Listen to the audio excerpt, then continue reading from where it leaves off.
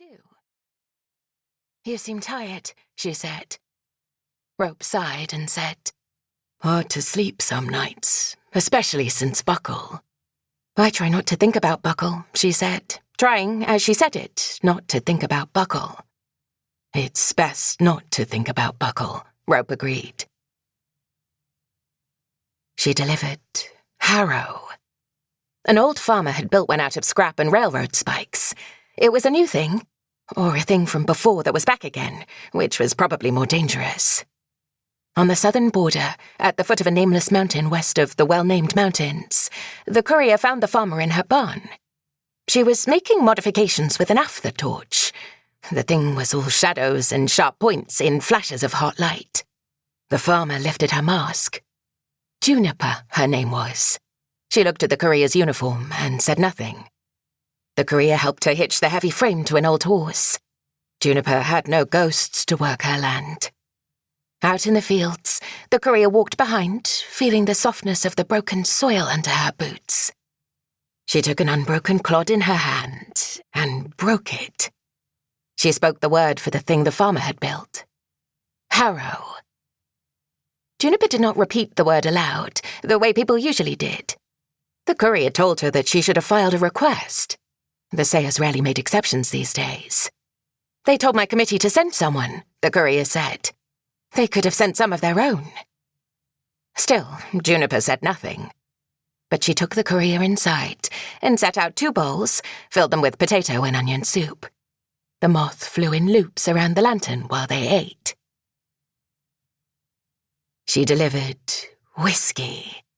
A Sayers son had distilled barrels of the stuff in an old granary, then sent jars to senior members of the committees. "Samples for your inspection," he wrote. Book invited the courier to his office to share his portion of the nameless spirit.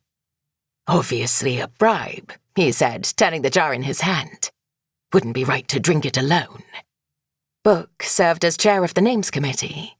He decorated his office with purple fabric and soft pillows. He owned a stack of phonograph records from before the silence, along with a phonograph to play them on. He wore grey suits and vests, purple ties and handkerchiefs. There had been no word for handkerchiefs until Book himself requested one from the diviners, so he could stop calling it "that rag I keep in my jacket pocket." There had been no word purple until Book delivered it, back in his own days as a courier. "Let's drink until we're both of us shabby," Book said. Another courier had just delivered shabby, and Book liked to use the newest words. He liked to stretch them where he could. They drank from small tin cups. Book smoked tobacco wrapped in dried tobacco leaves. He had told the diviners to take their time with that one, because sometimes Book liked the taste of something nameless. He winced with each sip, and was happy. As they drank, he told the courier about the assignment, told her where the young man kept his still, gave her an envelope containing the card on which was inked the word, divined by a diviner but still unspoken, unspeakable until a courier made the delivery. "You know I'll just have to drink more when I get there," she said. "Then you'll need the practice," Book said, refilling her cup. The courier sank back into the cushions, and Book put his feet up on his desk. It was late, most of the committee was asleep. Book wore grey slippers, his softest pair. "You're keeping up on your training," he said, "keeping fit." She was. The courier trained every day. She stretched and lifted weights and ran end to end in the committee's small gymnasium. She read and read again what the old couriers had written down. Moons, words on paper, gloves, deliveries. Those texts she could recite from memory. She was the best the committee had, and Book knew it. "I could deliver this right here," she said. "Better to go out and make a show of it," Book said. "We can't let the Sayers think that what we do is easy."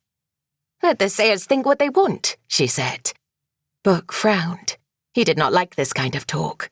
The Sayers stood above all the named, and what they said was law. More than that, their words were the shape of the world. So he switched to his favourite subject, the latest gossip about the other committees.